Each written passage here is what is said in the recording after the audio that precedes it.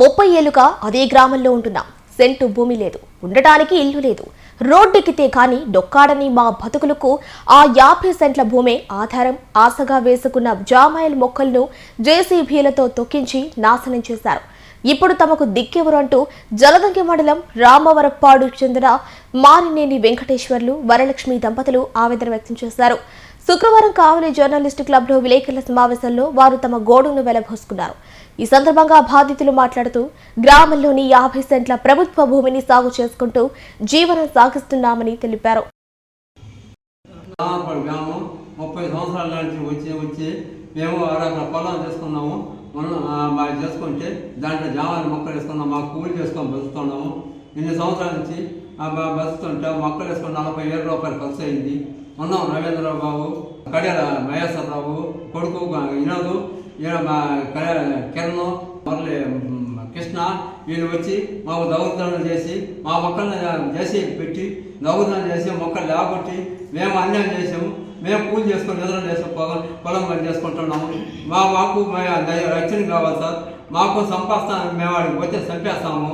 మాకు రక్షణ కావాలని చేశాను. ఈ రకంగా చేసి మా మొక్కలు జామాయి మొక్కల్ని నాశనం చేశాను.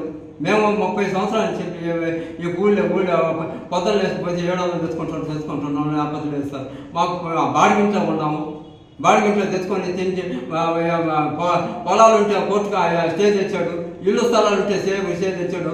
ఉన్నాం రవీంద్ర బాబు ఈ రకంగా చేశాడు. ఇంటి మీద మాకు రక్షించి మాకు ఆ పొలం మాకు చేయండి సార్. మీకు దాని మీద నమస్కారం సార్. ఈ రకంగా ఉన్నాం రవీంద్ర బాబు సర్పంచి భార్య మా రవీంద్ర.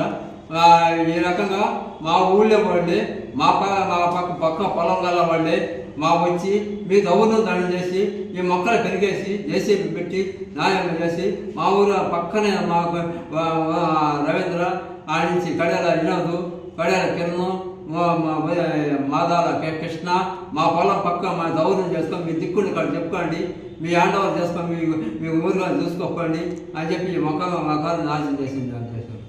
అధికారులు మా రక్షణగా కనిపించి మాకు న్యాయం చేయమని చెప్పి మేము కోరుకుంటున్నాం సార్. మాకు ఈ అరగర పొలమే చేసుకుంటున్నాం. మేము కూలి చేసుకొని బతుకుతున్నాం సార్. మాడిగింట్లో ఉన్నాం సార్. మాకు న్యాయం చేసింది సార్. ఈ రకంగా మేము ఎన్నో ఏళ్ళ నుంచి ఉన్నాం, 30 సంవత్సరాల నుంచి మేము చేసుకొని బతుకుతున్నాము సార్. ఇప్పుడు వచ్చి దౌర్జన్యం చేసి జేసీబీ పెట్టి మొక్కలు లేకొట్టేసేసి అన్నీ చేశాడు సార్. మా వాళ్ళే మాకు ఇటు చేస్తాను సార్. అడగకుండా పొలం చేసుకున్నాము. 30 సంవత్సరాలు ఇక్కడికి వచ్చి మా వాళ్ళు అక్కడికని నేను ఎవరి కాడికి పోలేదు. ఈరోజు వాళ్ళకి వీళ్ళందుకు ఇట్లా చేశారు. నేను మొక్కలు వేసుకున్నారు, ఇట్లా పాటు చేశారు.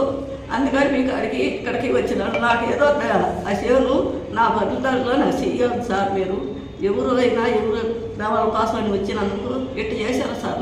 నేను పట్టణ వస్తారు వాళ్ళు ఎవరు దిక్కు లేరు నాకు కదా. అందుకని ఇక్కడ కనిపెట్టుకున్నారు చేశారు సార్.